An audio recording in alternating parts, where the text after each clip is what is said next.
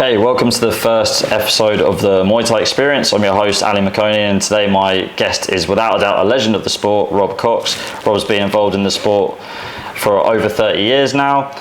Rob was one of the first foreigners to start reporting on the elite stadium circuit in Bangkok. Rob also is the proud owner of the Kiatphontip Gym on the outskirts of Bangkok. In this episode, we're going to discuss Rob's journey in Thailand and the sport so far and how the sport has evolved over the years.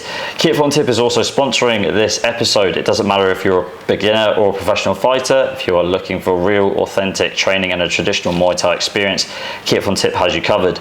The gym has had a good reputation for producing top caliber fighters, both Thai and foreigner, since it first opened its doors for business, with its fighters competing in Thailand at an elite level and all over the world.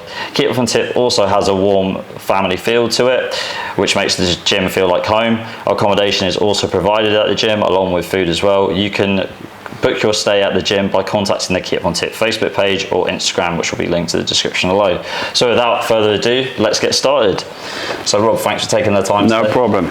First of all, how are you? All good? Good, yeah, not bad. So where did you grow up? Where did everything start? From England originally, right? Yeah, I was grew up in West London, not too far from Heathrow Airport. I started training Muay Thai not too early in my life. I was around about 20. I've been doing some other martial arts a little bit first, and then I discovered, kind of just through reading like Fighters and Combat magazine, that there was a kind of a burgeoning Muay Thai scene in England. This was back in this kind of mid to late 80s, and I fancied having a go. Walked into a gym in Victoria in London and fell in love with it pretty much straight away, and that was it. I've been hooked ever since. And at the time when you started fighting, when was this, like roughly around? 87, probably 88, 89, I think I had my first fight. And what was the Muay Thai scene like at the time in England? Because obviously right now it's Muay Thai is quite well spread from like north to south, but yeah, back then there wasn't so many gyms in London then. There was a few, you had Bill Judd with KO, obviously. There was a few other gyms dotted about here and there. A lot of the gyms though were kind of mixed, and a lot of the shows were very much mixed, especially in the kind of southern area. Whereas obviously in Manchester you had Toddy's, Master Woody's. There was a lot more of a clear Muay Thai scene up there. You had people like Ronnie Green fighting regularly, and but in London, if you went to a show, there'd be like full contact karate, kickboxing, Muay Thai, all sorts on the same show. You wouldn't there was very few pure Muay Thai shows. There just wasn't the gyms or the fighters back then. And obviously the scoring and the way everyone perceived Muay Thai was a little bit different. Yeah. To what it is kind now. Of nowadays it's gone very much more towards the Thai way of doing things, more traditional. Whereas back then it was more hybrid, I suppose you could call it. Okay, we'll get into that later on on this episode. So when did you first come to Thailand? I first come to Thailand 1991. Came with a mate that I was training. I've been training that with for a couple of years, and a few other mates had been before then, and said, "Oh, you got to go to Thailand. It's amazing. The gyms, the training. Go to Lumpini and Ratcham." And I was kind of lucky. I caught it at the, almost at its peak, the golden era, when there was some, fantastic fighters and big names there, and the crowds, the stadiums were always packed. So I kind of caught it at a good time when I first went. Because back then it was more just Lumpini, Rajdamnern, Omnoi on a Saturday and Channel 7 on a Sunday, right? Yeah, you had some other shows. You had Channel 11. There used to be a stadium in Samrong, which is kind of way down Sukhumvit Road, kind of go past all the touristy areas, past Prakanong, and you get to where Sukhumvit Road goes left and it goes all the way down to Pattaya. But if you go across that and a bit further out, Samut Prakan, there's an area called Samrong, and there used to be a stadium there. They used to have fights on a Friday night on Channel 11. You get some good names on there as well sometimes. Songchai might have a show on a Sunday there. So that was kind of a common place to go as well. Okay. So when you first came to the first trip you came here, you didn't train at Sultanica, you trained at another gym, right? First time I came with, we were thinking about going to Sultanica, and the thing with Sultanica was the owner was kind of he was a very big influential figure, and he'd been to England not long before. He'd been to one of Master Toddy's shows, I think at Pickett's Lock, but he was assassinated, and this was like a week before we was going to go. So me and my mate, sounds a bit dodgy, maybe we'll go somewhere else this trip. So we went to, we'd already planned to go to Sortanicum, but we decided to go to another gym where we had a mate from England that lived in Thailand, and he was training at this gym as well, and it was Sorvoropin, which at the time was at the end of Khao San Road. Khao San Road was kind of nothing like it is now. It was just starting to become like the backpacker centre. So there was quite a few guest houses there, but it was nothing like it is now, you know. But there was lots of cheap places to stay. It was convenient. It was near Rajaman Stadium. They had a lot of fighters back then, Sorvoropin as well. Rajasak was, I think, Rajaman champion then, and they had a few other good guys. So it was a good experience. Yeah, because that's where one of your trainers, Yod, was originally from. He was at Sorvoropin. Yeah, he wasn't there, I don't think, when I was there. But you know, this is obviously it's 1991, so it was a long time ago. But like I say, Rajasak was champion. I remember we were going to watch Rajasak fight while we were there. I remember clinching with him the first day, and thinking, Jesus Christ, you know, he was 60 kilos. I was about 75 kilos, and I think I lasted about 5 minutes. So they felt sorry for me and told me to get out of the ring. So it was kind of an introduction to how strong Thais are in the clinch, and you know, everyone's kind of been through that. But it was a bit of a short, sharp shock. And were there like a lot of fighters there at the time? Or? Yeah, they had about 20 fighters at least. And they all used to stay at another guest house down Khao San Road, because the owner of the gym had a guest house as well there, but the fighters had stayed there as well. So, you know, you'd see them all marching down Khao San Road after training, you know. But they had some good fighters then. Okay. All right, and then you ended up, so that was the first trip to Sorvoropin, and then you went to Sortanicum. The next year, I came back a year later, and I stayed, you know, I went back to England, and I was like, just all I wanted to do was get back to Thailand. And saved as much money as I could. I thought, right, I'm going to come for as long as I can, and I ended up staying 6 months.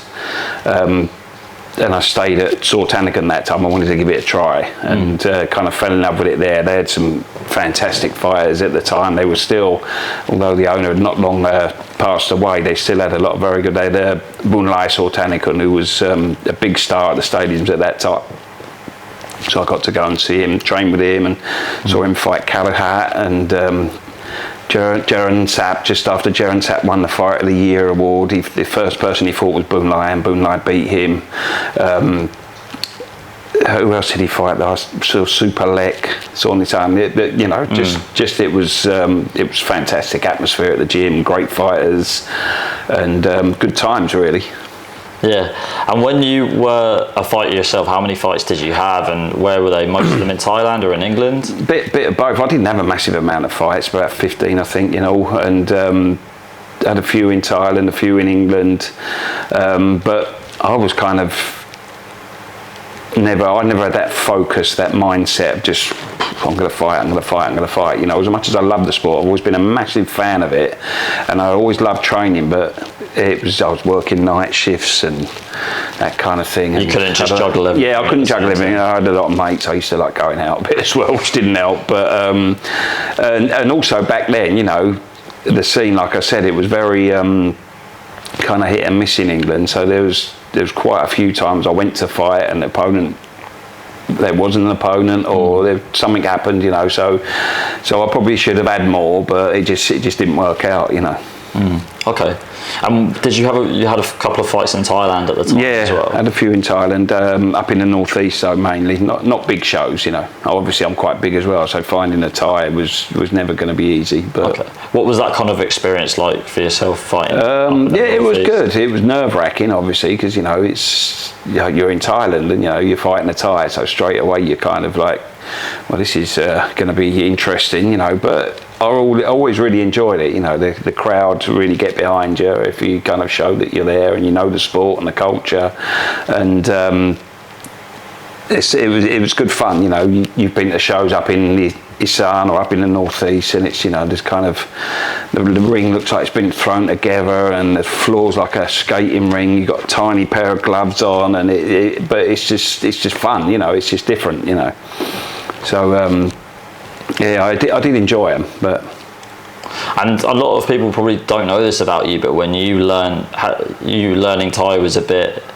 When after your first trip, you started learning it. I started straight away because I like to know what's going on. I'm a bit nosy and I like to talk. So it was kind of a bit. That was the only thing I found frustrating about the first time, because I wanted to know the ins and outs of the fighters. You know, like I said, I'm a massive fan as much as anything else. So it was kind of like I wanted to know who's the best at the time. You know, I was going out there and Rambo had kind of just, his career had just kind of died off. Pongthri, Rumrudi, and you know, who's the best fighter now? And at that time, there was the big name was one of the Pechindi fighters, Samson Isano. San Mung Noi looked out for me, so, and I wanted to just know everything about the fighters and who was the best and blah blah blah. And you know, when you're trying to talk to people, and back then it was, I mean, even now it's not a massive amount of Thais that speak good English. So, but back then it was, you know, it was a lot harder to really get any information and talk to people about it. And so that was kind of what made me think, no, I've got to learn the language, and I wanted to travel about easily, and so I learned how to read it as well and write it. So it was, they used to have a thing in England, I don't even know if it's still going, they used to have a thing called Linguaphone, and it was basically, it was a box set with the tapes, 4 tapes and books, 2 books for the actual course, and there's one smaller book to learn how to write. So I just did that. I was driving around my car in London, talking to my car stereo, talking to myself, and I did that for a year. So when I went back, I had a lot of it in my head, but obviously it's different when you start talking to people. But when I went to Sultanic, I actually stayed in the gym, and there was something like 30 fighters, 7 or 8 trainers. No one spoke a word of English, so you pick it up really quick. You know, it's just immersion, and you know, they're asking if you want more food, and first you kind of, you know, you're hungry, so you soon pick stuff like that up, you know, and just talking with the fighters every day, and it came on pretty quick that way. Just practicing, basically. Yeah. Okay.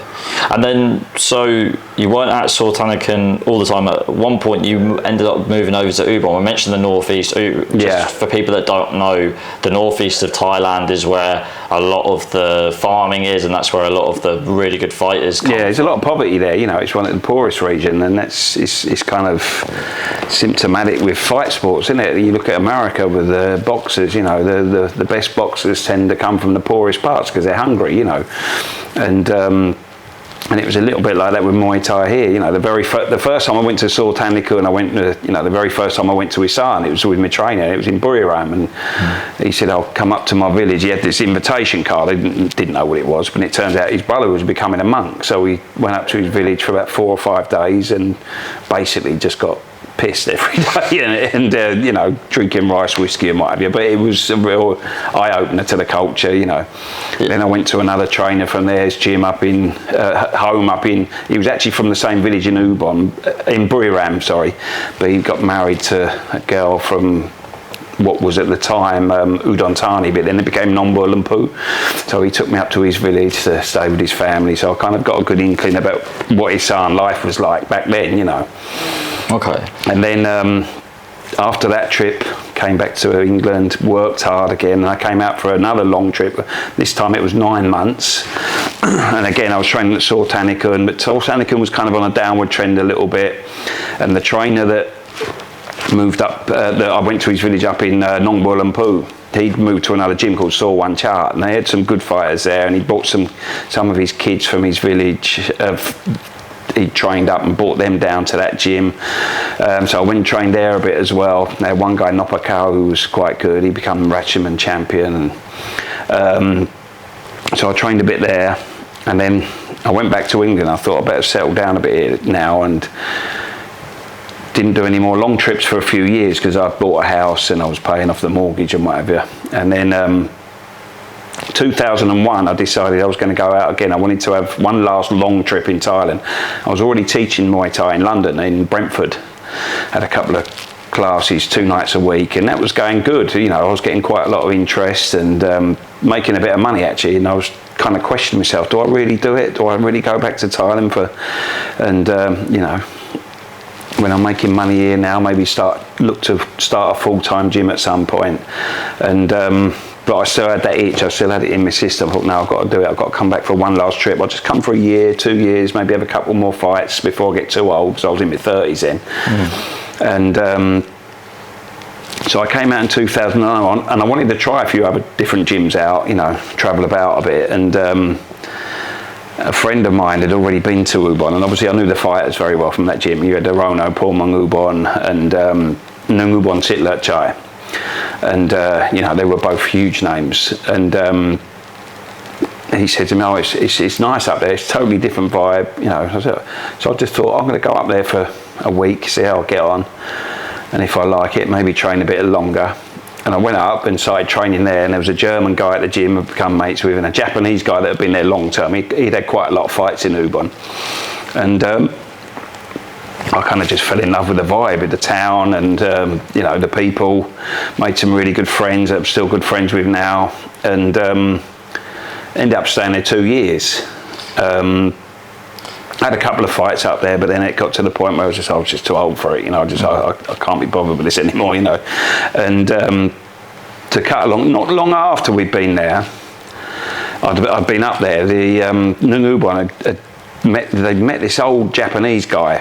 He was in his 60s, and he ended up deciding he was going to sponsor Nungubon to open his own gym. So he bought a bit of land for him and built a house on it and built a gym.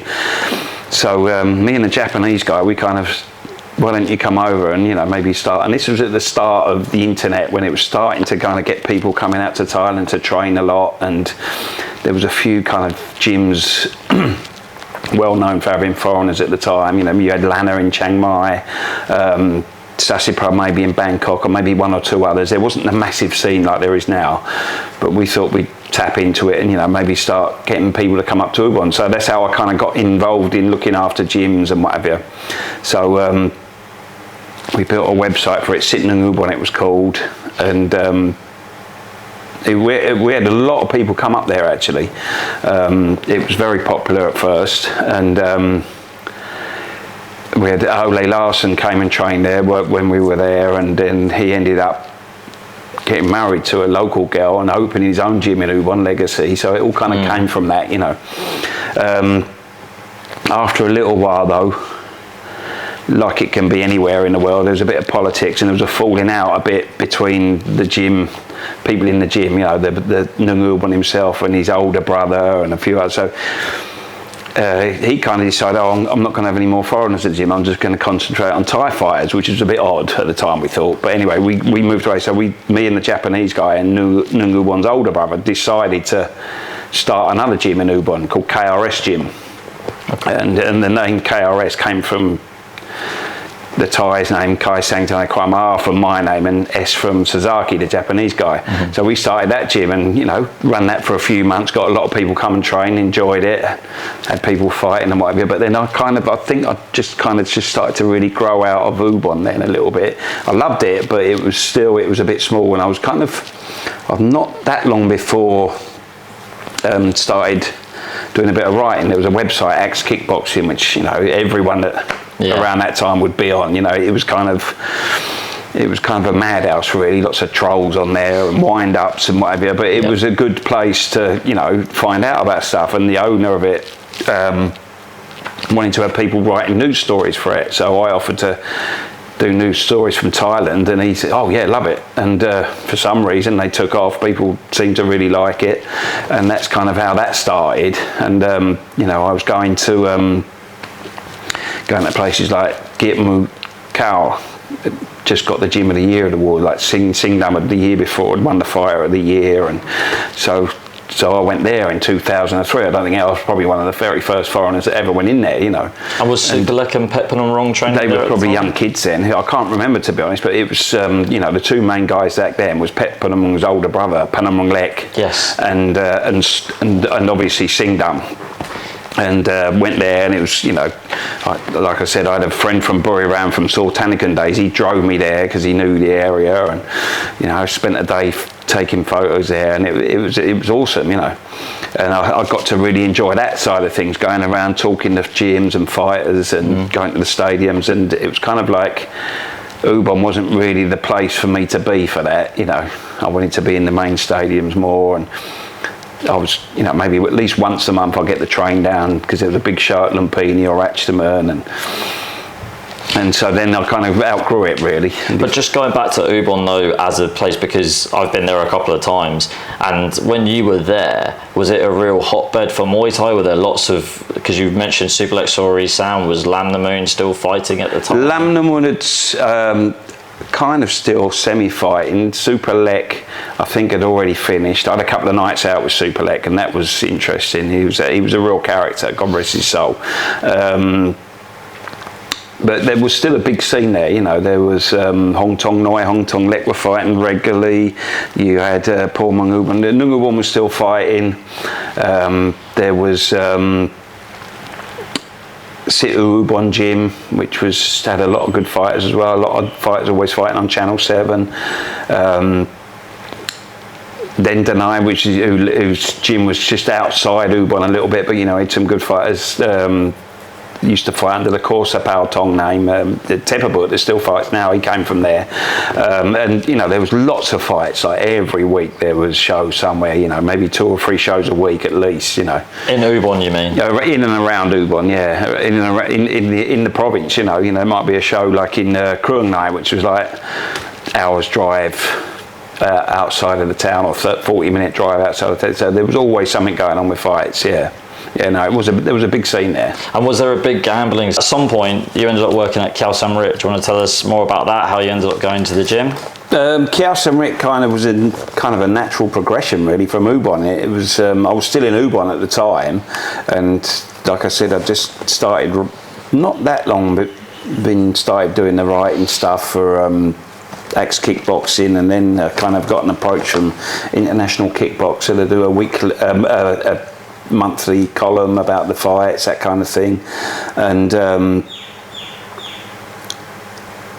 Khao Sam Rit Gym was voted Gym of the Year. So I thought, oh, that'd be interesting. There's a story there. I'll go and do a write up on that. So I approached the owner and got to know him at some of the shows and approached the owner. We had some guys from Ubon fighting, foreigners fight on a show he was promoting at just out in Kanchanaburi, I think it was, and I spoke to him there and he said, yeah, come over to the gym anytime you want. And you know, so I went down to Bangkok, obviously found the gym, and it was out quite a distance from the centre of Bangkok, but small tiny kind of house, and with a ring in a front garden where they parked the car and moved the car out to train. There was another house opposite with a few bags in, and they'd run up and down the side. But it was interesting. They had some incredible fighters at the time. There was a real, you know, you could see why they got the Gym of the Year. It was very well run, and I kind of went in to interview him, and I was asking about, so who was your first champion? And he, you know, so and so, and he'd be like, oh yeah, I think that was so and so, and be, come and work for me, come and join us, come and join us. And it was just the whole interview was me asking the odd question, getting a quick answer, and then him telling me the plans he got for the gym, and then he took me up to this other gym up the road, which used to be called Saw Kettling Chan, and they had some very good fighters from there. Gauna, Saw Kettling Chan, I forget Superlek, they had a kid called Superlek there as well. Super Noi, sorry. And they had, and Nua Torani came from there originally. He also spent a bit of time at Sudyord Custom, but he was originally from Saw Kettling Chan, which was, you know, and the boss, the owner of Khao Sam Rit was from there. They had a Lumpini champion, Gruk Chai Khao Sam Rit. He trained there as well. And the owner had passed away, and he was looking to take the gym over. And you know, it was a lot bigger. They had a big ring in there, and they had rooms above. And he's come in and he said, right, I'm going to do this here, do that there, blah blah blah, and come and look after the foreigners. You know, you're obviously doing a good job in Ubon with promoting the gym and whatever. So I was kind of like, yeah, this is a very, very, very interesting offer. And at the time, like I say, I was kind of getting a little bit, I don't know, bored or itchy feet in Ubon, and I wanted to be near the centre of the fight scene. And Khao Sam Rit at the time, they had Kumpinit, who was, you know, quite a big name on One Song Chai. He'd fought the likes, you know, he'd fought San Chai, Atta Chai, people like that. He was a 2 times Lumpini champion under One Song Chai. Then they had they had Wacha Chai, who was a very, very good fighter, former Ratchaman and Thailand champion. And Anawat was kind of like, I think he was something like 3 times Ratchaman champion then, but he was like the one that everybody was talking about, you know, because he had that just incredible one-hit punching power. I'd been to see him there was a huge show at Ratchaman Songchai put on, and I was lucky to get in free for this one through a friend, and it was one of those incredible cards. I mean, Nongbi got stopped with low kicks by Samkor. I think Sanchai fought Adachai, maybe, I can't remember now exactly, but Anawat fought Bovey, and you know, Bovey was this real beast at the time, and Anawat just absolutely took him apart with hands and stopped him. It was like, wow, this kid is special, you know, with his punching. And then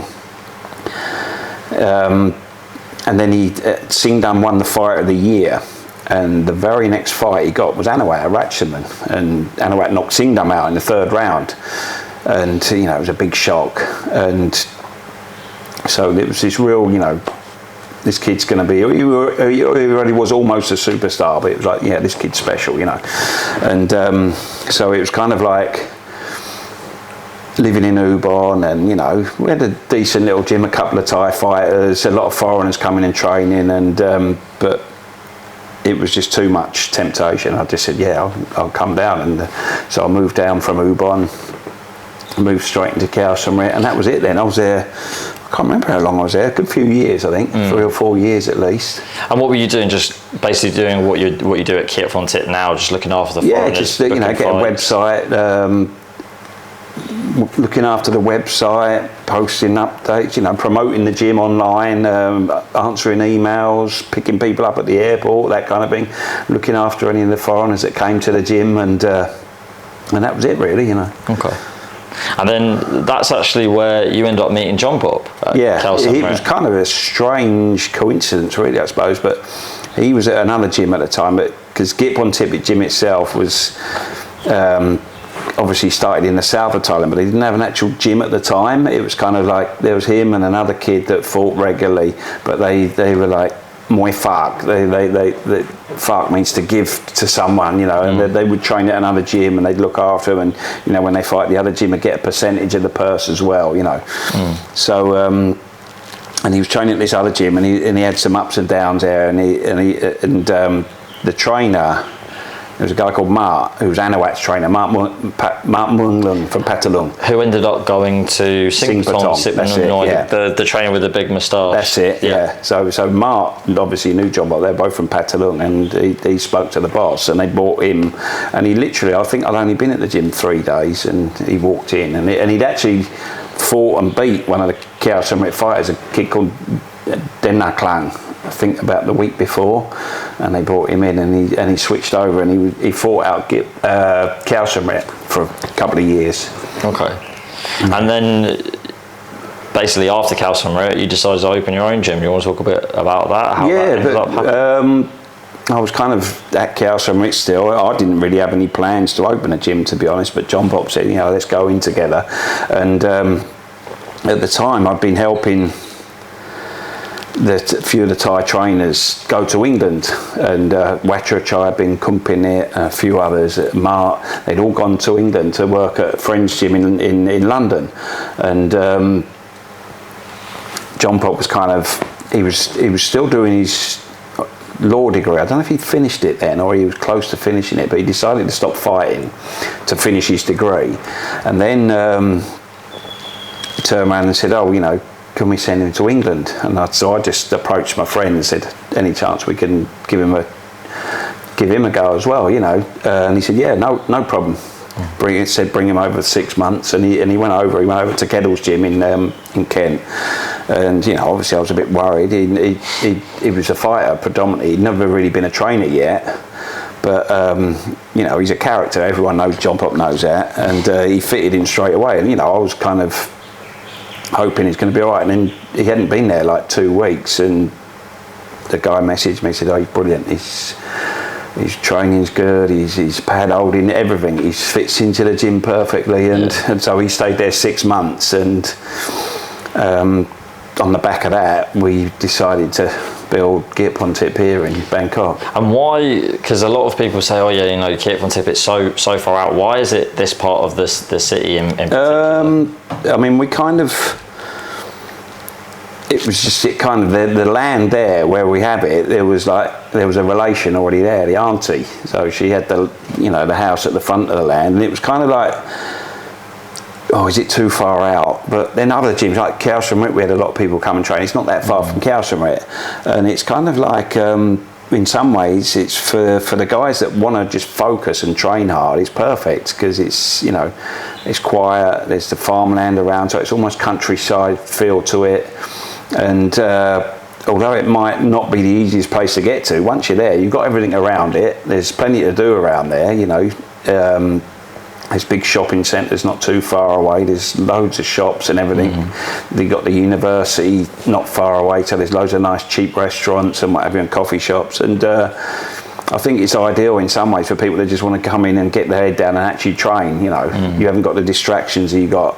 Some people might say, "Oh, I want to go to Phuket. I want a beach. I want to," but you can easily get distracted there, nightlife and whatever. Whereas where we are, it's probably better for people that just want to focus and train and fight, and they don't want the kind of nightlife as well and the party life. So it's good in some ways that it's isolated, and it's also very much a Thai area still. It's not like going to somewhere like Pattaya or Phuket where you're not really in Thailand in some ways. Yeah, that's true. It's tucked away, but like you said, if you really want to focus on training out here, that's the best place to do it. Yeah. So building the gym up, it started in 2008, right? Something like that. I can't remember exactly. Around then, how did you find the trainers and all the fighters that ended up going there when the gym first opened? Well, obviously, I was kind of lucky in some sense. It wasn't like me just going in on my own and thinking I'm going to run a Muay Thai gym, because that's very tough,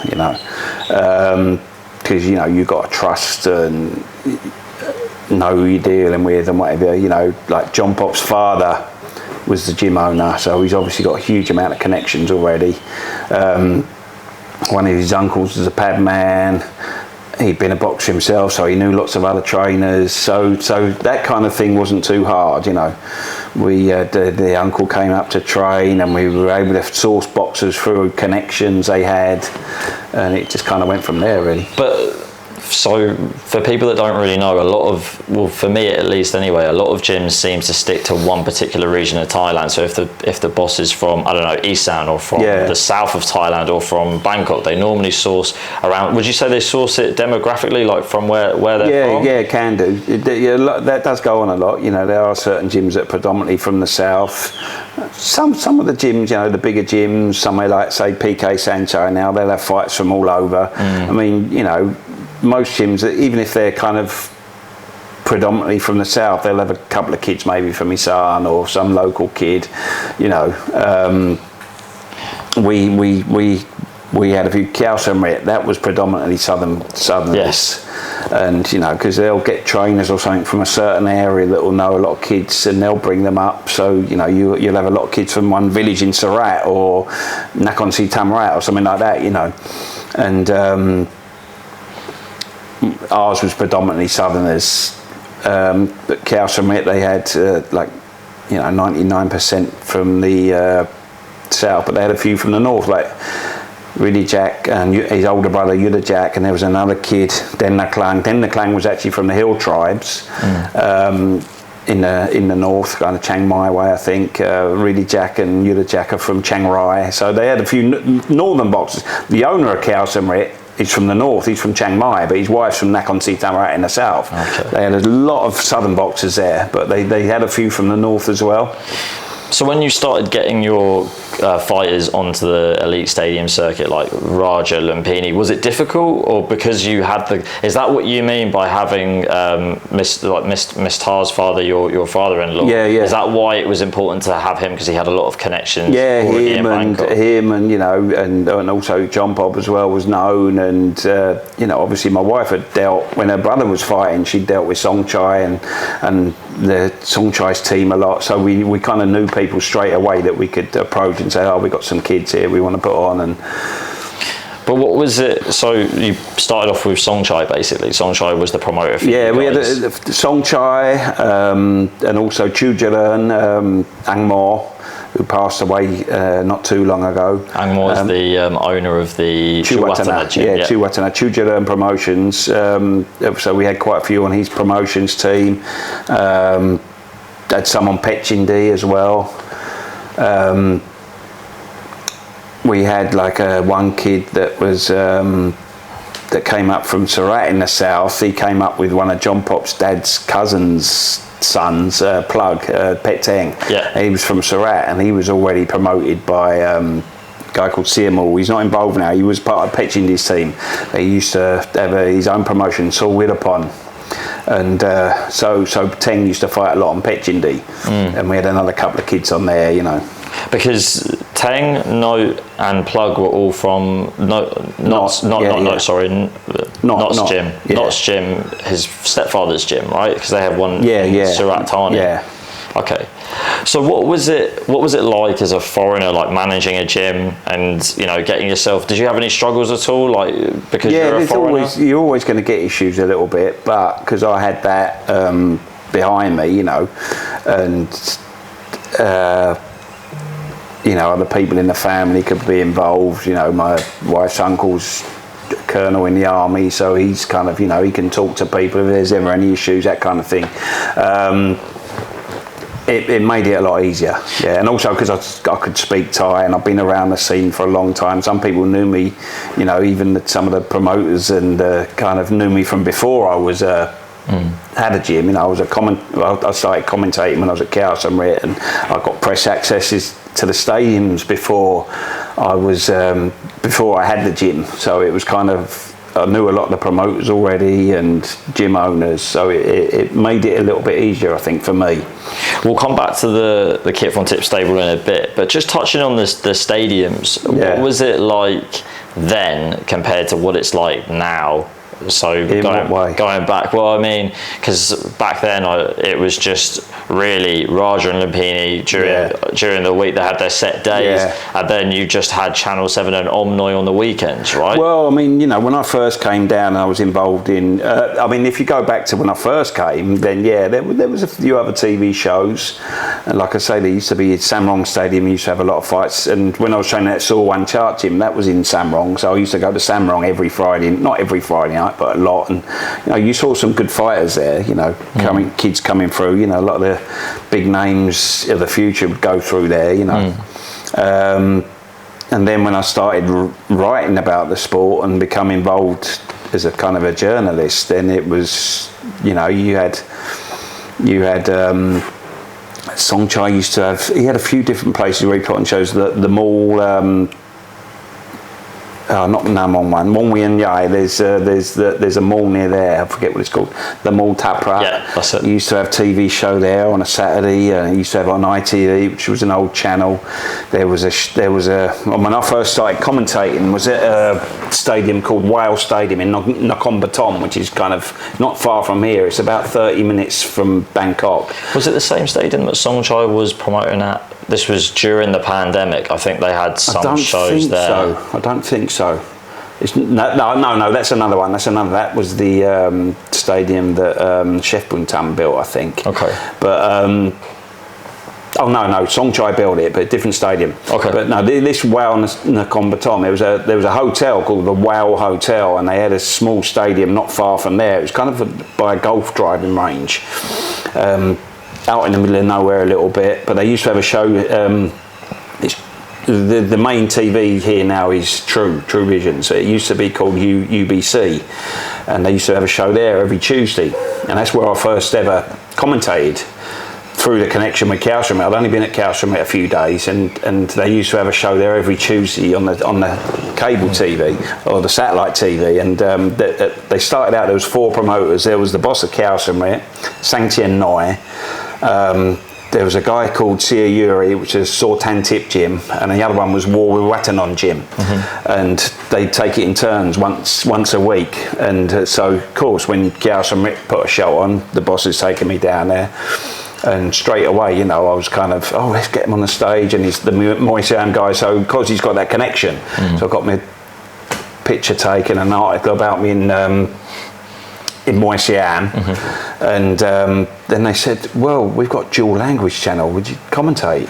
And literally a week later, I was there commentating on me, but it was a 2-hour show, and I was commentating on my own. How many fights roughly? 5 or 6 fights. And this was five 5 rounds as well. Yeah, 5 rounds, and it was tough because you commentating. I'd never commentated before, so I mean, I'd hate to actually listen to it now because it would probably be pretty crap. But when you've got kind of 5-round fights with 2 15-year-old kids, and all they're doing is clinch and knee in the hips, and you're kind of like, right, what do I say now? So it was kind of like a good introduction in some ways, but it was probably pretty bad. But so I did that for a year or so before they moved it from that stadium. They moved it over to Ratchaman Stadium, and but it was on like I said, it was on a Tuesday afternoon, so it was kind of, I was trying to get to the main stadium on a Tuesday then, but got to know one of the guys there. There was a guy, sometimes I'd get a lift in the Muay Thai in the van, because they'd have a couple of the commentators from Muay Thai, they'd have a photographer there, and they used to have their own vans, company vans, so I'd just jump in the back of that and we'd speed off to Lumpini afterwards, But you're going there not to commentate, you were going to take pictures? I was going to take pictures, yeah. And how did you get involved, and what attracted you to start doing that? How did you get involved? Because I started writing for this for this Axe kickboxing. I thought, well, I need pictures as well, and so I started having a go bought a half decent camera first, and it was okay, but it wasn't perfect for action shots, And then I bought a better one, like a kind of entry DSLR that I could use to take, and then I slowly started getting press access. Ratchaman first, I think, and then Lumpini a little bit after, and it just spiralled from there really, and I just really got into the photography, and it was just something I really enjoyed doing, and got better and better at it. But because of that, you had like a lot more exposure to the stages, because I remember when I first came here, you were there pretty much, you were at Ratchaman, and I mean, I used to go all the time. probably for at least 10, 12 years, maybe more. 2003 until about 2018, I was probably at least 3 or 4 nights a week. I'll be in one of the stadiums taking pictures. I took a lot of pictures. I've got hard drives full of them. But that first, going back to that stadium in Nakhon Pathom, there was that one there. They'd have Songchai had then built his own stadium, the Bangkok Boxing Stadium, which was on kind of Ratchaman way. So they had fights there for a little while on a Saturday afternoon, and we had a couple of our kids made their debuts at that one. Then we moved to, then they moved, I forget what they were doing after that, but there was a lot more shows on TV at the weekends then, then you had the birth of the Jit Mung Non Stadium, that kind of thing. But when I first went to this UBC one, they'd taken my picture. That's got my introduction to Lumpini then, because there was a guy, Mitnakon, he was a Ratchaman promoter, but he was part of Petchindi.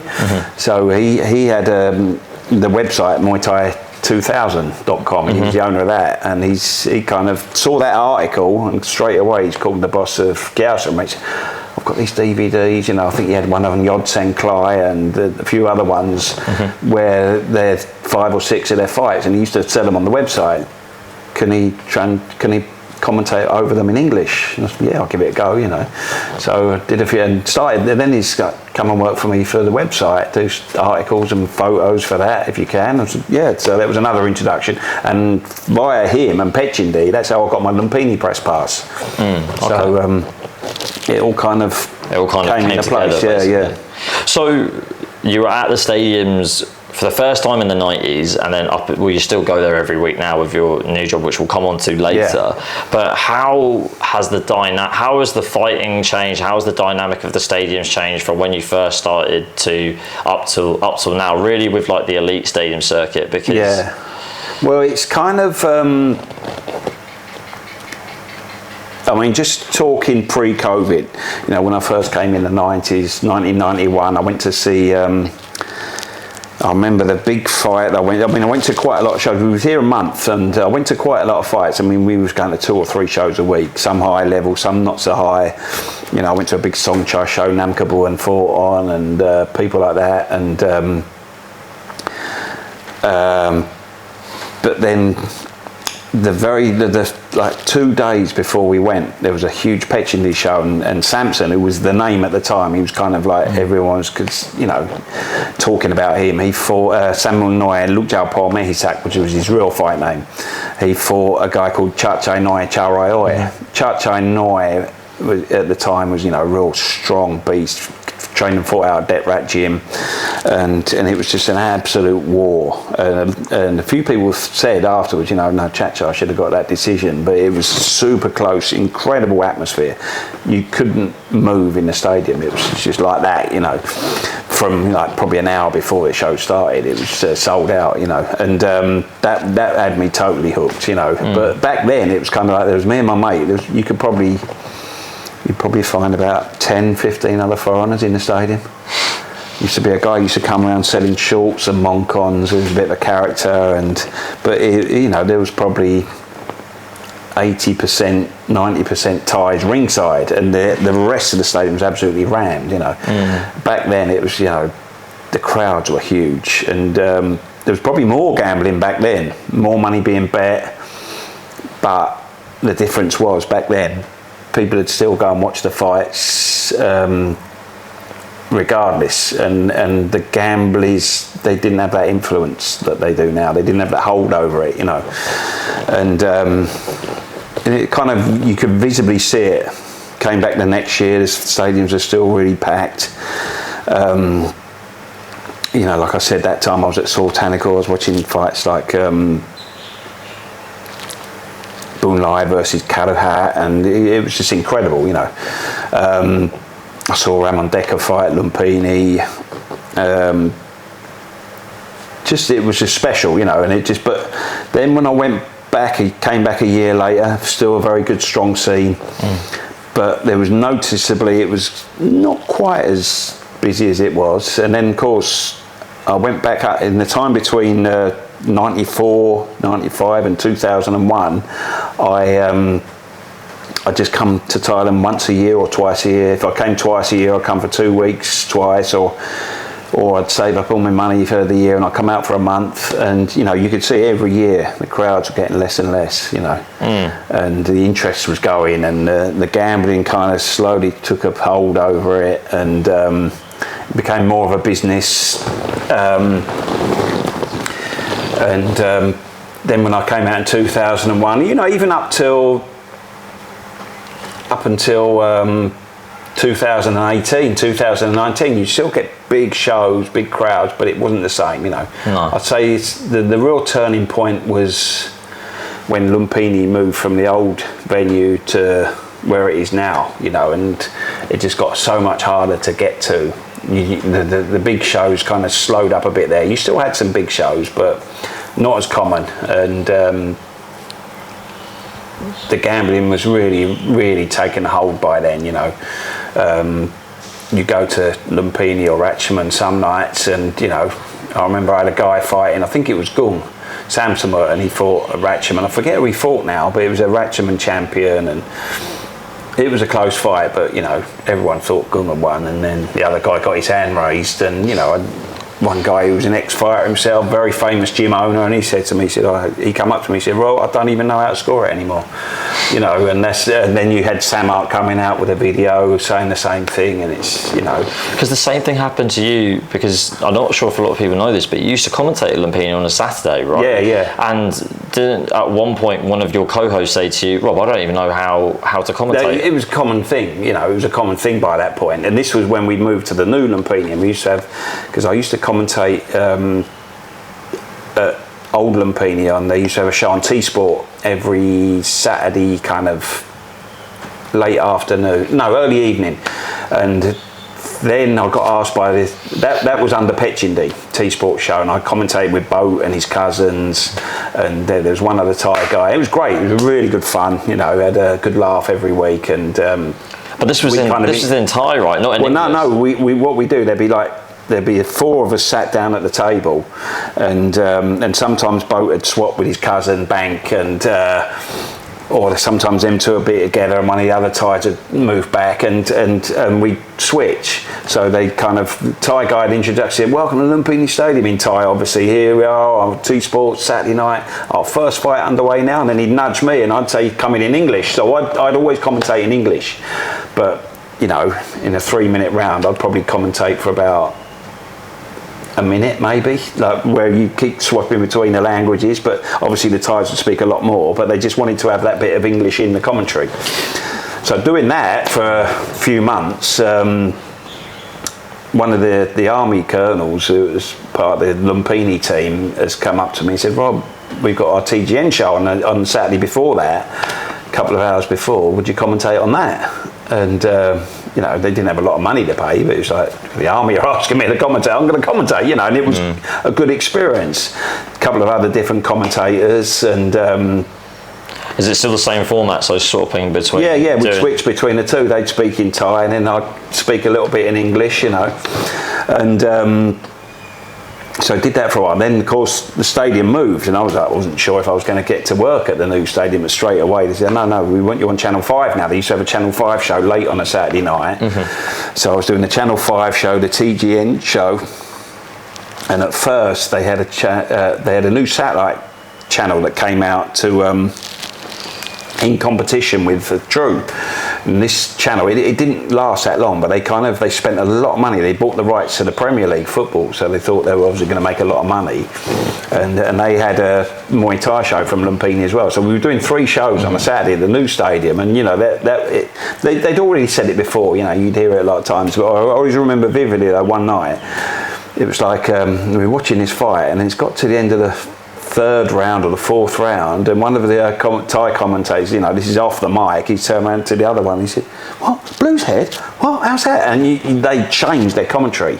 You know, he went from saying, oh yeah, and another strong kick from Red there, he's really looking strong here. They looked at the odds between them, blimey, Blue's a mile ahead. And it's like, right, so the next round they've adjusted it and said, yeah, but Blue, he's looking very strong in the clinch here, he's looking, and they'd always have one of them looking at the odds from then on. But when you mean looking at the odds, you're talking about the hand signals in the gambling pits, basically. Odds. So they'd follow that as well and try and adjust the commentary a little bit towards that, you know. So they didn't end up looking kind of like, they didn't know what they were talking about at the end, really. Just going back to your boys, and you mentioned Sam Summit in particular. Now, I remember when I first came out here in 2010, so you had obviously Sam Summit, Teng, you had Bank, Rambo, a few others, I think Diamond, another kid called Glai as well. You had a lot of like army of Thai boys. Sam Smith in particular defended his Ratchment title at the time. This was in July or August in 2010, and I remember the stadium, because we were just going back to what we were talking about, how packed the stadiums were. Because I went to Raja last night to watch a show, and it's just not the same. Like like 3rd tier, I think I can remember 3rd tier was just packed with Thais. I mean, you had it not that long ago, you know, when, obviously I'm talking pre-COVID here, but you had it not that long before COVID. You know, there was still some shows where they could really ram it out, you know, but it didn't happen as often. But, you know, back when I first came out in 1991, you know, you could go to a bang average card and it would have more than the top cards of 2018, you know, it'd be a lot bigger crowd, you know. But like, so just going back to your stable of like fighters, I mean, how many Thais in particular do you think your gym's gone through over since it opened? Quite a few. Quite a few. I mean, you know, we've had we brought through some very good fighters, but you know, people always say, oh, it must be awesome running a gym in Thailand, all those great fighters and that, but it's not as easy as it looks, you know. But there's a lot that goes on behind the scenes that can drive you around the bend, to be honest with you.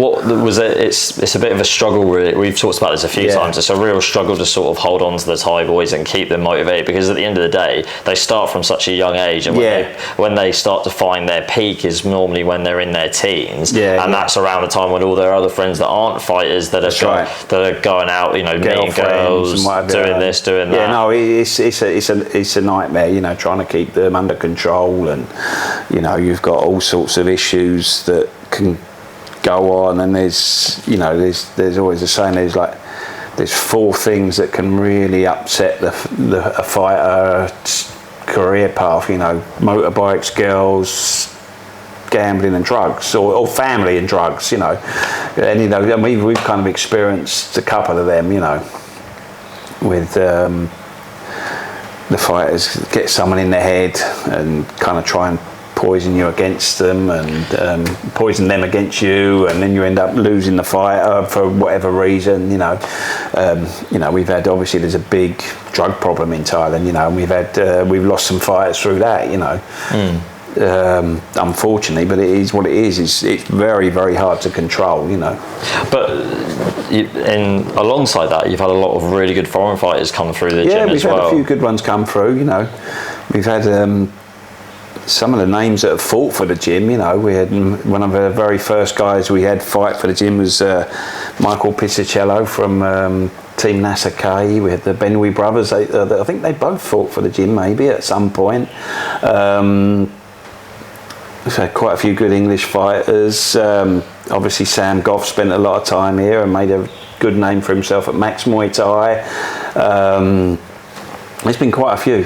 And was it a bit of a breath of fresh air when you got those guys, when you got foreigners in, where you didn't have to sort of, make sure that they were doing this right? Without a doubt, it's, the difference with the foreigners is if they train for a while, if they want to go somewhere else, they can just swan off, So there's always that risk there that could happen, and I know it does happen with some foreigners, some gyms, they've had issues with that, but in terms of discipline and responsibility, they're definitely that much more prepared to put the hours in the gym and train hard, and Yeah. And in particular, I'm sure you get asked this a lot, but if a foreigner wants to come to your gym now and wants to stay for a long time or wants to get sponsored, are there any offers on the table at all? I'll be totally honest with you, they'd have to be very good, they'd have to be good.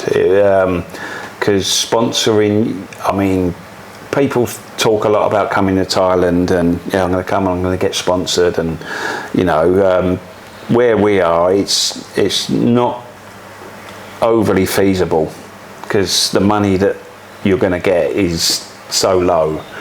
For us to kind of take a percentage of your fight purse, we're going to. You're going to lose money. We're going to die, basically. We're going to lose money. Big gyms in Phuket can do it because they've maybe got 100 people through the door, so they've got enough money to come in to kind of afford to sponsor a couple of guys, but then those guys, they've got to fight whenever they're told to, and they once a month at least or whatever. But it's not easy. And just going back to the stadiums now, and just the way I kind of see it is it's almost like the Premier League now, where you've got your Pet Yindis, your Jitmanongs, your PK Saranchais, your Parunchais, maybe a few other gyms I can't think of off the top of my head that are really controlling the way the stadiums sort of go, in a way where they have a lot of really good fighters themselves. They promote the stadiums, or they have their own stadiums like Jitmanon do. So do you feel like the reason why I'm using the Premier League as an example, it's always those 4 or 5 handful of gyms that are doing really well, and the other gyms the smaller gyms are struggling a bit. I think it's always been that way to a certain degree, but back when I was first coming out here in the early 90s, you had big gyms like, Sortanican, that was a good example of gyms that could, they'd buy fighters from other gyms and whatever, and they'd be the name to beat. And there was Sorplungi at the time, was this incredible gym, beautiful. I went to visit, I was taken there by a trainer from another gym, he passed away not long. It was actually the Sakad Petchindi's older brother, and he took me, he was training at another gym near Sortanican at the time, and I was a huge fan of Gensak Sorplungi, and I've gone in, I can't remember how it happened, we've gone over, come over and see my gym, and I said, I'm a big Gensak fan, and there was another trainer with him from Sorplungi. He said, come over, I'll take you over, you can meet him. I was like, yeah, brilliant, and back then Sorplungi was incredible, the gym itself, it was, in this huge ground, this massive house, all sculptured and landscape, and the gym was huge, all kind of polished wooden floor, and incredible, and again, sort of plenty. You know, they'd have their scouts up country and getting all the best of the best talent, and you know, so it was very similar then. But I think the difference then was it was a lot easier for a lot of other smaller gyms to survive. You know, back when Boon Lai was fighting, I think he was on like 200,000 baht a fight when I was going to watch him fight, and that was in the early 90s. So you think about how much the cost of living's gone up now, and the guys are making 40,000 baht now. So how's a gym going to survive? I think it was really before COVID, like some of the fighters that I know were getting between 80 to 160,000 baht a fight and be regulars at Raja. And then when COVID hit, it went down to like 30, 40,000. You think even then, before COVID, that was 2018 through 2019, and they're getting less than they were in 1991. So, and the cost of living has gone up astronomically since then. So, you know, small gyms just can't survive anymore. It's very, very hard for them to, you know, go day by day and make money.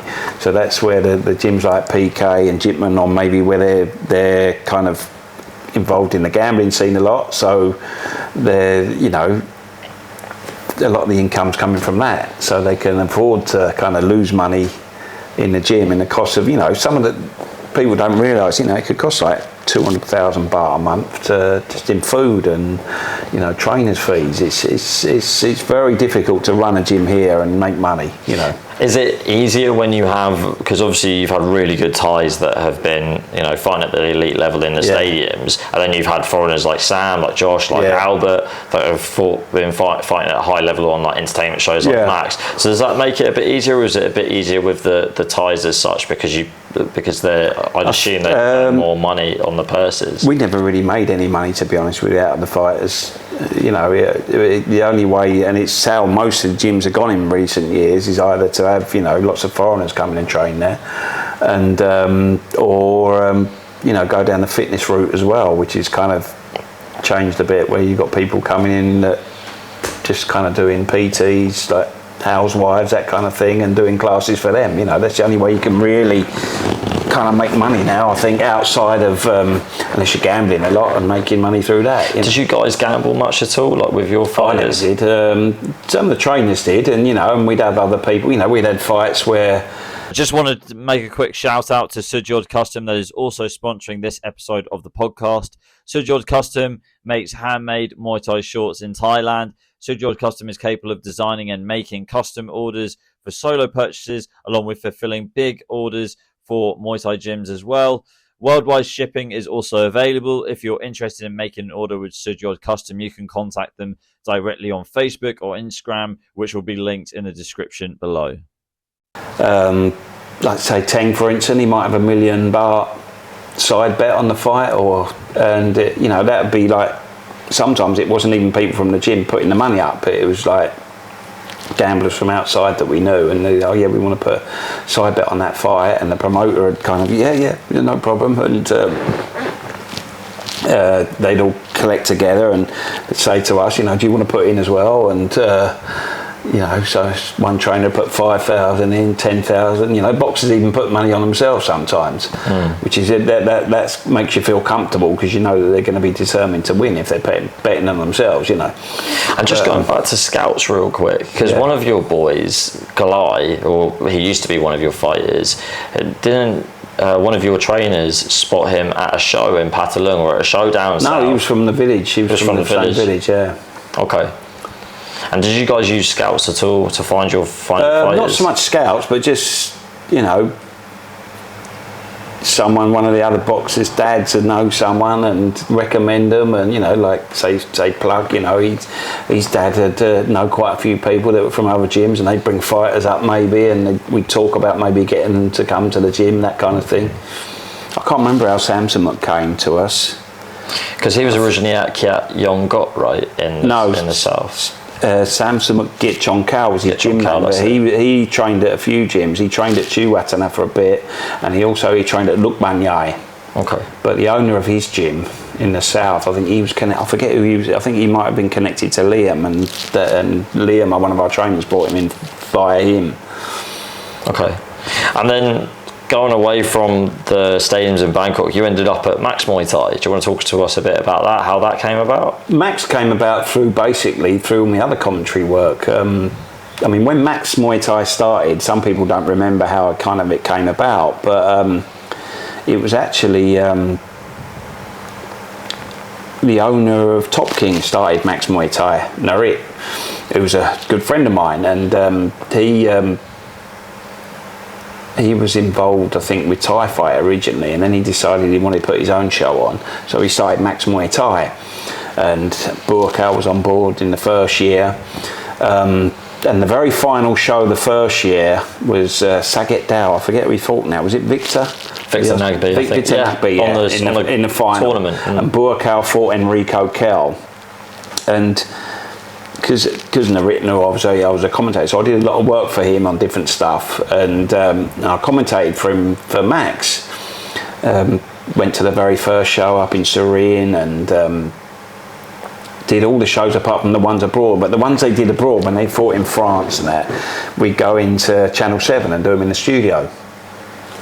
And then towards the end, I was commentating at Lumpini then still, and I was commentating for Thai Fight. I got to work for Thai. I was the first commentator for Thai Fight. So I was doing Thai Fight, Lumpini, and then obviously Max, and we went up to Khon Kaen, which was the finals.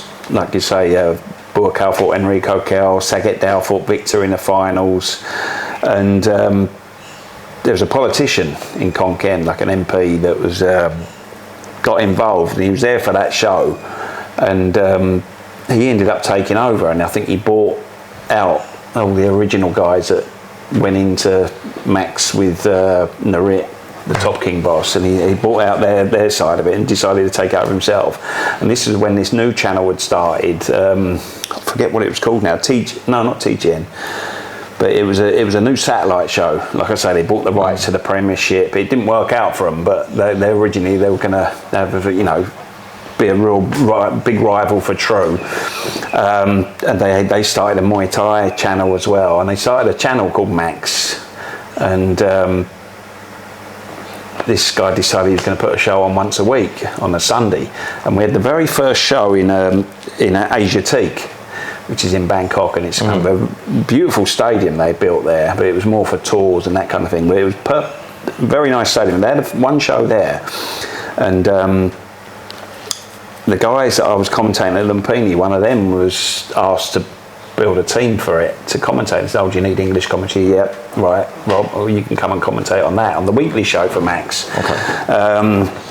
We did the one show at Asiatique, and then they said, "Oh, right, no, we're moving it now to Pattaya. It's too expensive." So there was a small stadium in Pattaya, Boxing World, I think it was called. I can't remember what it's called now. Just on the Sukhumvit Road, up the road from where the stadium is right now.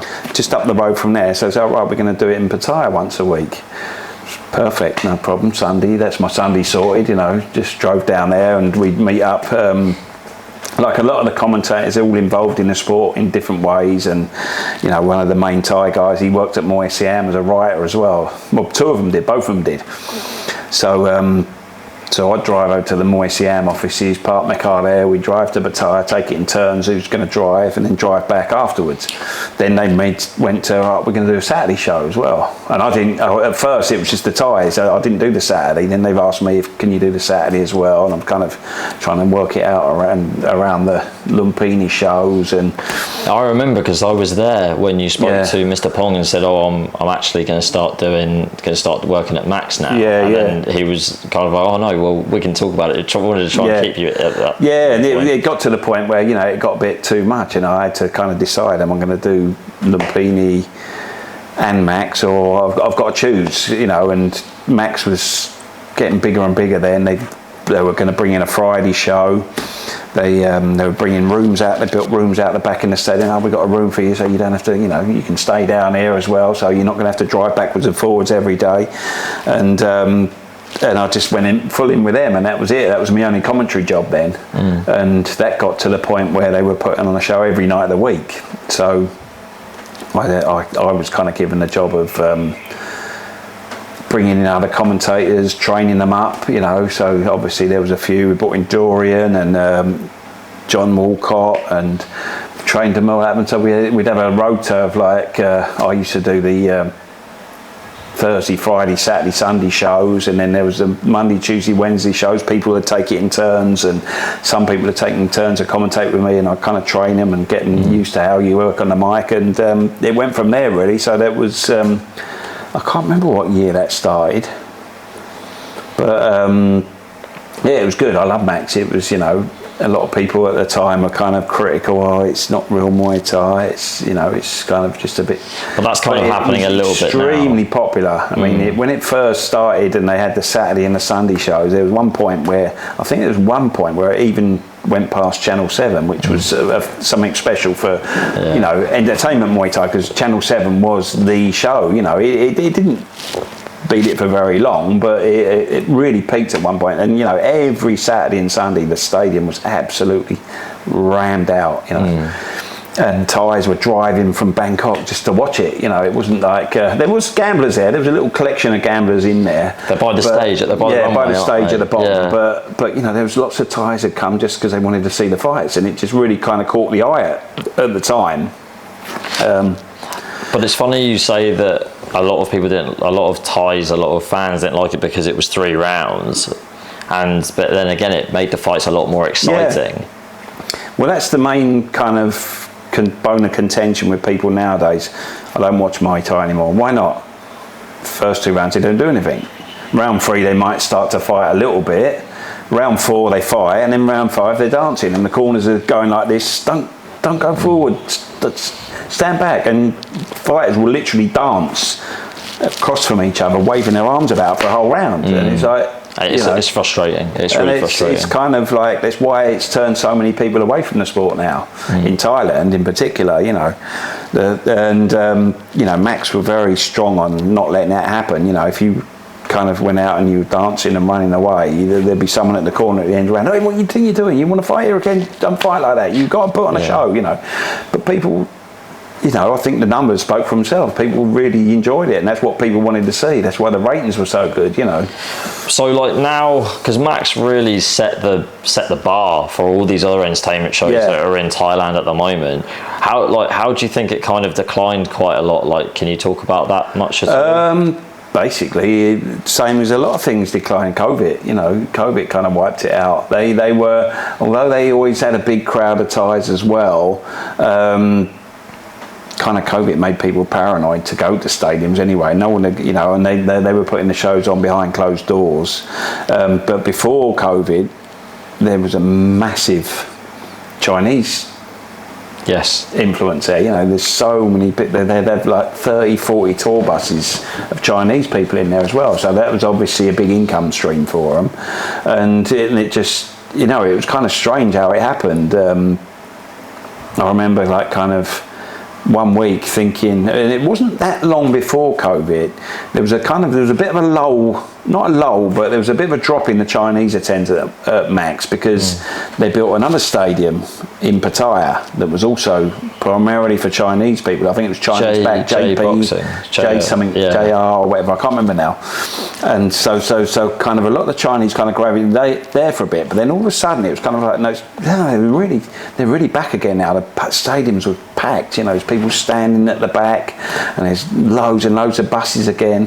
And then all of a sudden there's like, this news has come out, there's this new virus in China, and it went from walking around, you know, I used to walk around from the rooms out the back to the front and think, oh God, look, there's another massive crowd. And I walked around this 1 week, and then this is when the Chinese said, right, you're not leaving the country anymore.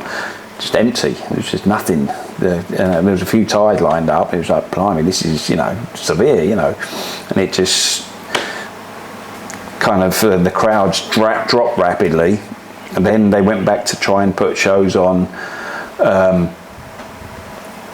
behind closed doors, and it just financially it was just too tough, you know, putting on shows every week. Then it went down to just, all right, we're going to have shows just Friday, Saturday and Sunday now.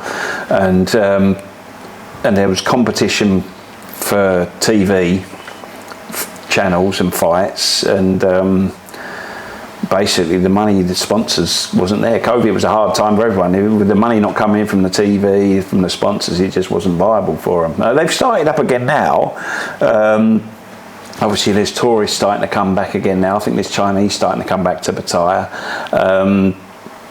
So they've started up again now, but I think they're doing just like 3 fights a night at the moment, more just to get the tourists in. But hopefully, I hope it picks up again, and they can maybe get something going with the TV again, because it was always good fun, and people like the fights there, and I mean, fighting there myself was just surreal, because you'd look at, there was a bonus meter, and you'd look at it. Where am I at the moment? I'm almost at 500,000 baht, so you fight that little bit harder, And it was the atmosphere in there. Some nights, it was so it was a perfect stadium. It was not too big, but you get 2,000 people in there maybe, and the atmosphere was electric. Especially when they had some of the big tournaments back in the day, when you had like Tuntiera, the Cambodian guy. If he fought in a tournament, there'd be like a couple of hundred, maybe more Cambodians in there, and they'd always really be passionate and noisy, and it was great fun, and great people as well there. I miss the people there as much as anything.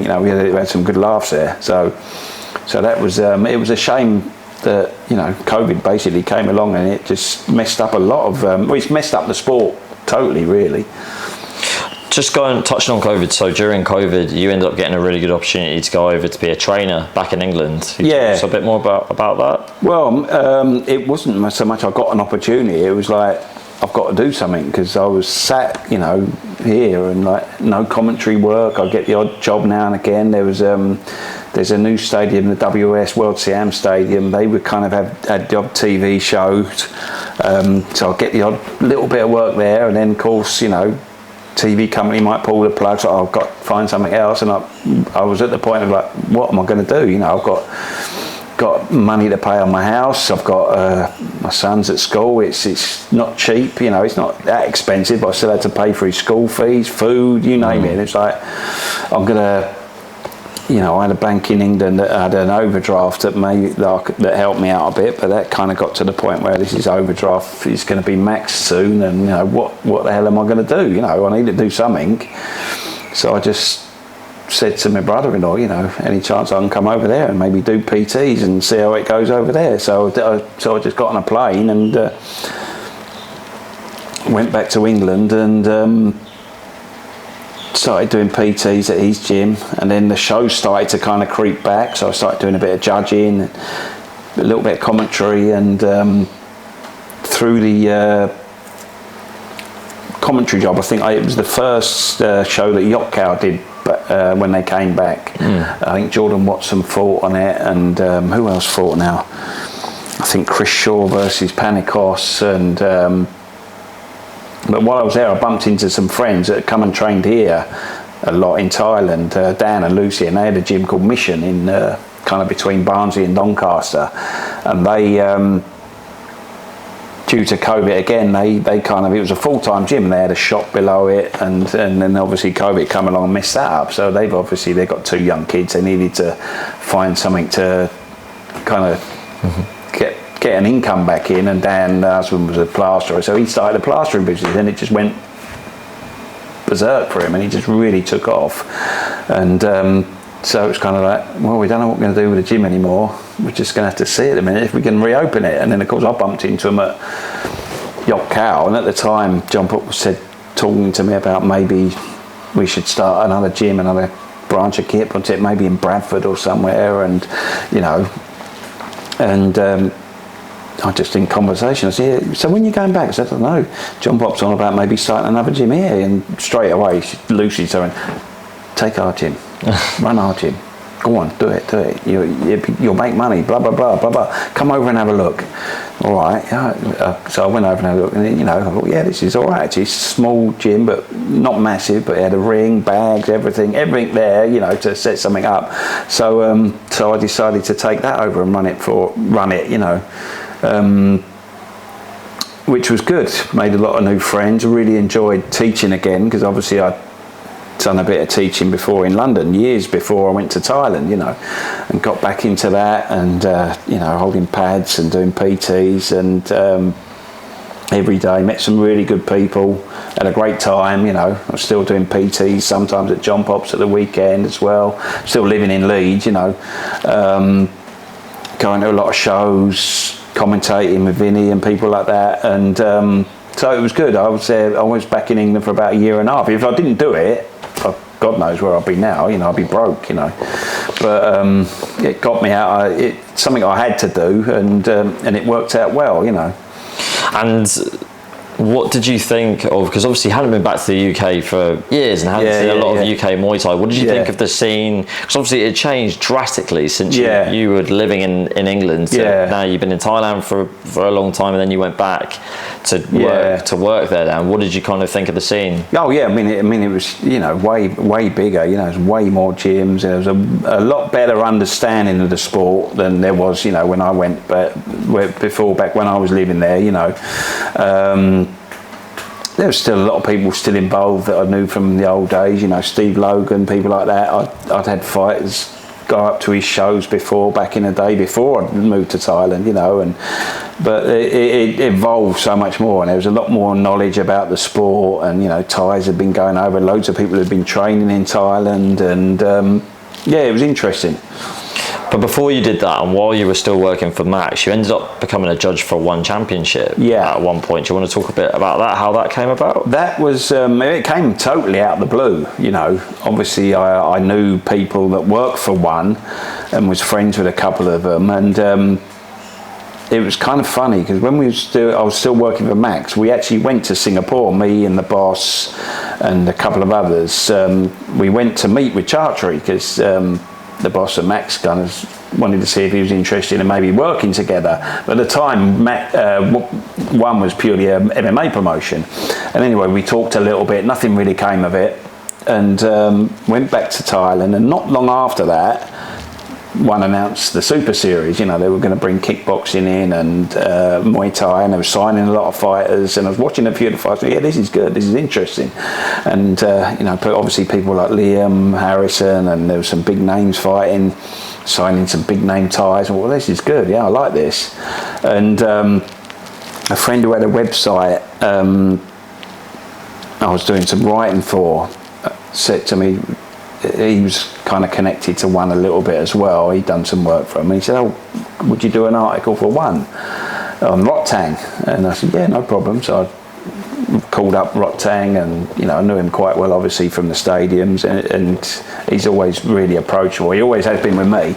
So I rung up Rottang, did an interview with him, wrote an article for one, and they put it on the website. And I was still commentating at Max then, and John Walcott, who was one of the co-commentators, really good guy, good commentator, but he ended up having to move to Bangkok. He couldn't travel to Pattaya anymore, you know, as often. So and he ended up getting a job with one of the editors, one of the writers, and he just said to me one day, he said, "Oh, I think one actually they need more writers. You know, maybe you should talk to them about that." So one of my friends who works for one in a good position, I went to one of the press conferences, I was talking to him, I said, "Hey, is that right? Yeah, they might be looking for writers." He said, "Oh, let me put in a good word for you and see what happens." Anyway, he spoke to this guy, nothing's come of it, and out of the blue I just got a text message from another guy at one. "Rob, my name's so-and-so from one championship, would you be interested in maybe coming and judging for us?" And I said, "Yeah, you know, why not?" He said, "Well, we got a show in Bangkok in about a month, maybe you can come along, meet everyone, and do some shadow judging and see how you get on. Can you let me know your experience?" So I said, "Oh yeah, I've been involved for X amount of years, commentator, writer, you name it, you know." And he's like, "Oh yeah, no, that I'll have to put it to the powers that be, but we'll see what they say." "Oh yeah, no, we definitely want you to come along, you know."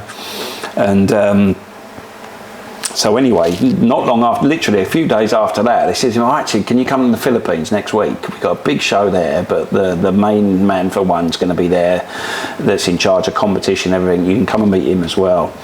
And we see how you do some shadow judging then, and we see how you get on." Well, why not? You know, paid for me flight, accommodation, and what have you. And it was the first Rottang Haggerty fight when Haggerty was champion. Rotlek, I think, fought Andrew Miller, Demetrius Johnson was in the semi-final of the big MMA tournament, and it was just like, wow, this is awesome, why not? I'd give it a go. Got flown out there, met everyone. They had officials training where they'd review some fights, so we were talking about how I thought it was scored, blah blah blah, and got to know everyone. And the thing with one is the team is what makes it a great place to be, because everyone that works with them, they make you feel welcome. They're very friendly. Olivier, the ref, he knew me from seeing me in the stadiums for years. Straight away, made me feel welcome, and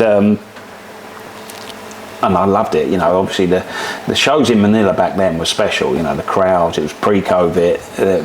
I don't know how many in the stadium, 10, 12,000 maybe. And the Filipino fans, they really know their MMA. It was kind of, it shocked me a little bit, because I think I've been to a one show in Bangkok maybe, and the Thais are kind of like, oh yeah, they're not really that interested in it. But this stadium was packed.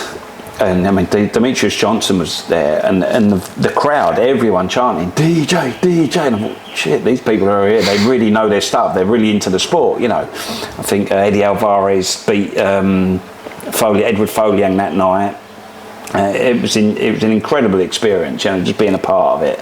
And I thought, yeah, no, I really like this. I could definitely see myself being happy here. Went back, everything was good. Right, you're going to come along to Bangkok and give you another run out. And I think it was the show where Petdam got stopped by Elias Enahachi. I think Savas had that really nasty injury, but his elbow. When he fought Lurtzilla. Yeah, there's that show. Shadow judged again there. And again, it was a great experience, loved it. And then they said, all right, we're going to give you one more show where you actually get to judge a few fights live. And that kind of be your final test then, and see if we can have you on board. And it was Vietnam. And it was the whole card was kickboxing and Muay Thai. And it was kind of, I got there and said, yeah, we're going to probably do 3 fights on the early card. And then it was like, oh, actually, no pressure, but I think we can have you judge 6 fights now. All right, no problem, I'm here to do it, And it all went well, and there was a bit of I can't remember what happened now, but I ended up judging like 12 fights or 10 fights on a 16-fight card. And it all went really well. I ended up judging a world title fight with Nong O that night, and obviously that was it. I was on the team then, so a few weeks later I was in Jakarta. I forget after that where we did one in Philippines again maybe, or then Singapore, and then we went to China, Beijing. So for me, I'm living the dream. I'm going to judge these massive fights in these huge stadiums. I'm traveling all around Asia. I was in Beijing, and I loved every minute of it. And then COVID came again. Yeah. Yeah. But do you think, because you didn't do any judging courses at all, did you? No, but obviously I think it kind of helped me in some ways, although, obviously, like we mentioned before, I was in Lumpini and Ratchaman 3 times a week, at least, for about 15 years. So I've watched a lot of fights, and understand the whole kind of effect, and understood the Thai scoring way to a certain degree, but I had actually judged a show in England back in about 92, 93. A friend of mine was putting on a show, and he said, oh, could you help out, Rob, and judge? And yeah, and it went all right. And there was one time before that I judged, but with one as well, I kind of gone straight into their kind of scoring set. And the very first thing I did when I got to the Philippines was went to a officials training, and the main man Matt Hume was there, so obviously I got to understand more about how they score the fights. And every show back then, you go to the show on the Thursday afternoon, you'd have officials train for about an hour, 2 hours, where we'd go over fights, and why should that big guy be winning it? And so it was kind of like got very good training straight away there, and every show I did about at least 10 or 12 shows, I think, before COVID really hit. and every time there was like a good hour, 2 hours officials training, and so but I didn't actually do any courses like obviously in England you had the Tony Myers used to do the courses. I didn't do any like that, but my point is, like, all of your experience from being in the neutral corner, taking photographs, being that close to the action, and watching, the amount of fights that you must have seen every week was just. And not only that, going back to what I said before, I like to talk and I like to know what's going on. So I'm always, and I'm sat with the press guys. And we're talking about, why did he win that? Blah, blah, blah. So I've had this apprenticeship in the stadiums for a long time, just through talking to people. I'm sat next to the judges and the refs, and I'm talking to them, the Ratchaman and Lumpini, and I'm asking them, so what about that? Is that a foul then? No, So I had a kind of a long apprenticeship almost of understanding scoring and what to look for without actually, scoring myself, Okay. And now, what you're doing now is you're back working for One now full time. Can you tell us more about that? Yeah, but basically, when COVID came around, I came back to England, and I was kind of fortunate. I went to One put on a show in Singapore. They was kind of one of the very few people that were putting on shows during COVID. And they put on a show in Singapore. It was when John Wayne Parr fought Nicky Holtzken, and DJ, he got knocked out by Mariares the first time they fought. And there was a few big kickboxing fights and Muay Thai fights on the card. I think Enrico Kell beat Chingiz Alazov. And so I flew from Bangkok to Singapore, and then I flew from Singapore to Manchester. But the trouble then, when I got to England, was it was one of the new strain that just happened, like the Kent strain or whatever, and of course it became big news, and Singapore banned people flying in from England. So I was like, right, well, I'm not going to be able to work for One anyway while I'm here, not for a while. They were putting on shows, and I was watching. I was still kept in contact with the guys at One, and out of the blue one morning I've woken up and I've got a text message from Rob, could you come in 2 weeks? And it was this massive all striking card, all super series card. There was no MMA on it. They've just opened the borders to Singapore for English people. Don't know if we've been able to get you in yet, because it's obviously has to go through the government, and you might not get the paperwork sorted out in time, but would you come out? And I said, if I can, let me check if I can get someone to cover the gym, rung loose. He said, shut up, you dickhead, go, I'll look after the gym. And so I said, I can go. He said, all right, well, we don't know for sure yet, but if we can, we'd like to get you out there, because it's a big card, and we need people that kind of obviously know what they're talking about when it comes to kickboxing and Muay Thai, And the next morning, right to go, is this flight work? Right, I'm off to Singapore again. So that was in October, and it was Superbond when he knocked out Petrosian, that card, and it was there was a kickboxing Grand Prix, there was. I forget the other fights, but it was incredible. So I went from Manchester to Singapore. Then I didn't think I did any other shows for another couple of months. There was issues with COVID and whatever.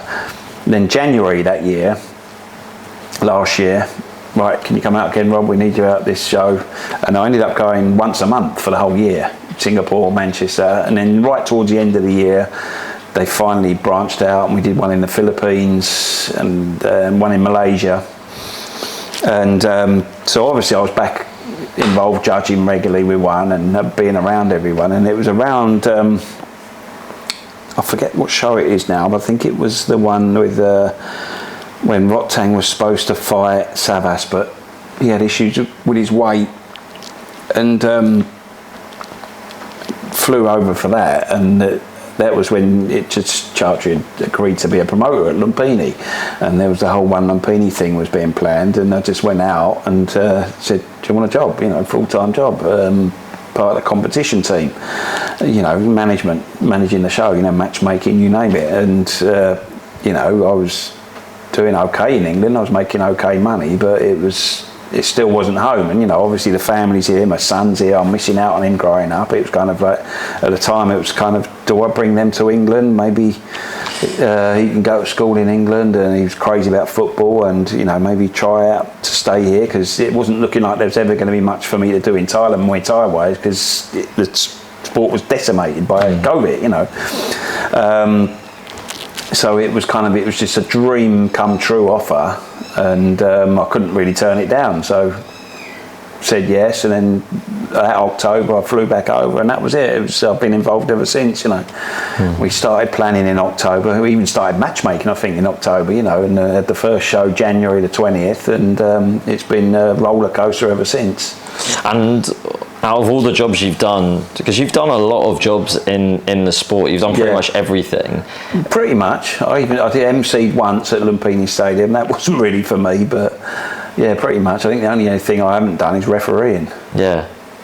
But out of everything that you've done, I guess everything that you've done leading up to being the matchmaker for One Lumpini has probably prepared you for it in a way. So it's all it probably has in some ways. I mean, there's a lot of things that I wasn't prepared for. The way that One work, obviously, it's a huge company, and there's a lot of pressure, and there's a lot of protocols and the way you work that you have to get used to, and back before, when I was working as a commentator at Max, and I was writing for Max a little bit, or doing other jobs, you're your own boss, and you kind of do things your own way. But getting used to being an actual full-time job where there's ways of doing things, it's tough, but at the same time, it's every Friday night the shows we put on make it worth it. But so obviously you're doing the cards for One Lumpini, and that's really geared more towards 3-round format. And Lumpini, for a lot of people that might not know, is the pure stadium. There's no gambling up there at all. Now they've totally clamped down on gambling. They want to move it back to being a sport, basically. And one of the things, when I was writing up this, thinking about what I was going to talk to you about today, one of the things that I want to know from you is, do you think the gyms and the other promotions will adapt their format to one scoring and 3-round format? Because right now, like we just had the show last week where DI ended up winning 700,000 baht bonus from throwing a flying knee. Which he wouldn't. No, I mean it's beautiful to see, the reactions of the fighters, because it's giving them a chance, life-changing money, and giving them a platform that's, hopefully going to change things to how it used to be.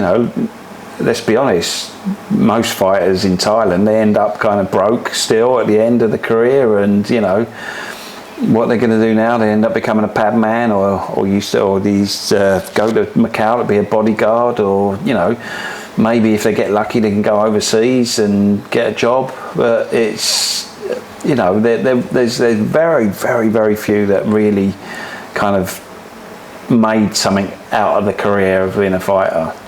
But going back, so when you first came out here and you're in Ubon, you're in Isan, there's all these little shows going around, and it's the same format that they have in Bangkok, which is where everybody wants to fight.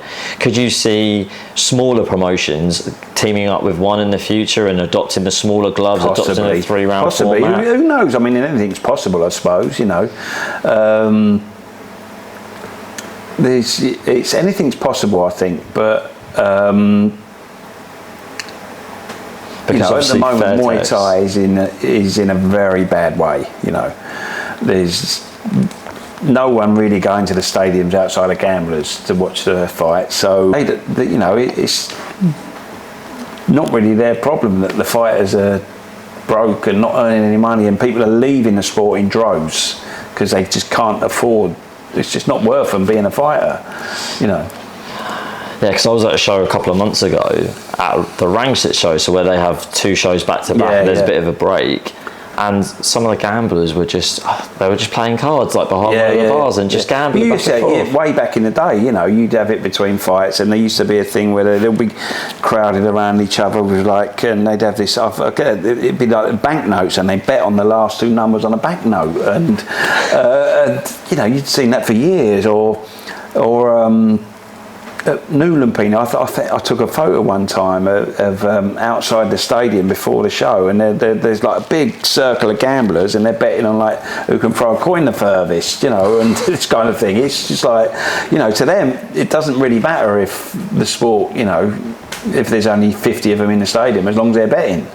Or they're betting online, you know. That's the thing with the way the world is now. There's communication and telephones and internet. A lot of people don't need to go. Why are they going to sit in traffic for 2 hours when they can just get on the phone, watch the fights on the TV, and just bet with a bookie there? But how does that help the sport when, you know, people aren't paying to get into the stadium and watch it? And even because I've seen it a few times, and I've seen like round 6 as well at some of the stages. For people that don't know, that are listening or watching, round 6 is basically where you have a gambler or someone from your corner team basically slap you about. After, I don't mean you wouldn't get a gambler doing it, but it's off you know, maybe the owner of the gym, or you know, someone close to the fighter, even you know, might even be his dad or something, you know. The biggest thing there is normally it's about heart, you know. It's if the fighter goes in and they don't show any heart, you know, that's when that normally arises, you know. It's not just purely like I lost money. You know, if you go in there and you don't fight and you don't try and win, that's a big no-no, you know. Obviously it's not right, but it's you know, that's where it comes from. It's, you know.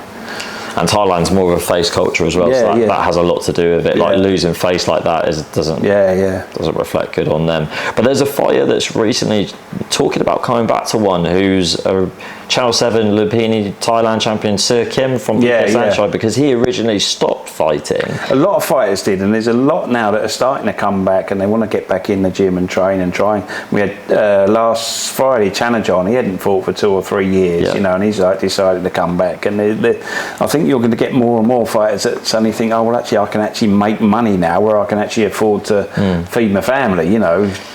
I mean, not everyone's going to be able, unfortunately, not everyone's going to be able to do it, because, you know, there's only so many fighters we can put on one show a week, you know. But Sir Kim, in regards, he stopped fighting really because the gamblers were just giving him so much shit if he lost a fight, and he was just like, what's the point? Well, yeah, that's it. I mean, a lot of people don't understand what the fighters face.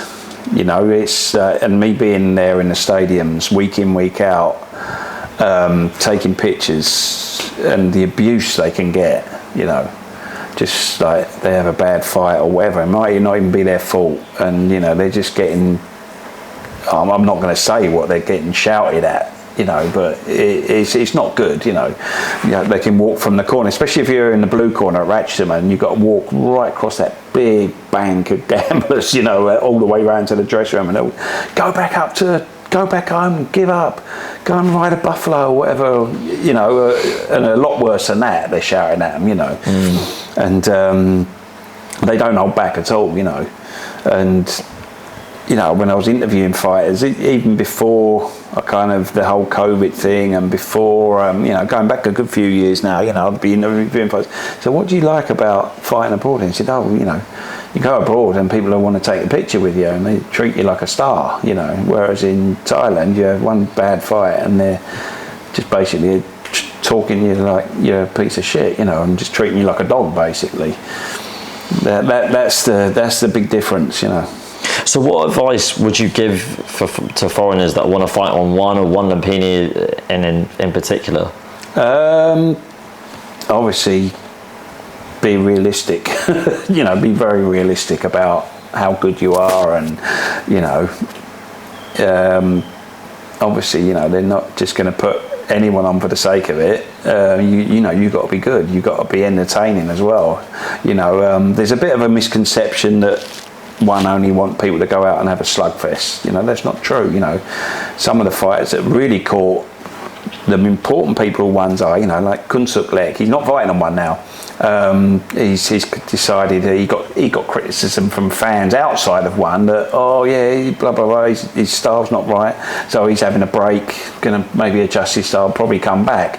But one loved him, and he was, you know, slick, technical, but he still fought for 3 rounds. You know, it's not like they don't want someone that's just on the back foot for 3 rounds, and I'm just going to throw my left kick and then run away, left kick, run away, left kick, run away, because no one really wants to see that. It's not insane. You can be the most technical guy going, but if you stand and trade kicks and move out of the way and show skill, be super skillful, then yeah, that's great. You know, they're happy to have that on, but you know, be prepared to put on a show, you know, and entertain. And that's the most important thing, you know. And you have to kind of do your time in a way. I mean, you couldn't expect to have a handful of fights or not that many fights in your home country, then come over here and get a first fight. Basically, you've got to build up your resume, basically. Yeah. Okay. I mean, we've had a few come up for foreigners fight, and you thought, yeah, this could be good, and then they just, I don't know. It's understanding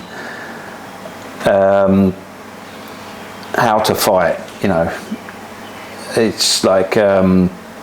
You know, if you good style and you got good knockout power, don't go in, throw 2 or 3 shots and then dance away and dance. You know, we've had some guys do that, or just don't perform. You know, for whatever reason, then you know, chances are they're not going to come back. So you know, if you're going to fight on one, if you get the opportunity on one, make sure you give it your best. You know. And as a gym owner yourself, has one Lumpini kind of, you know, made you think, oh, maybe I could get my gym going back again and get some more ties in, start building up some more fighters?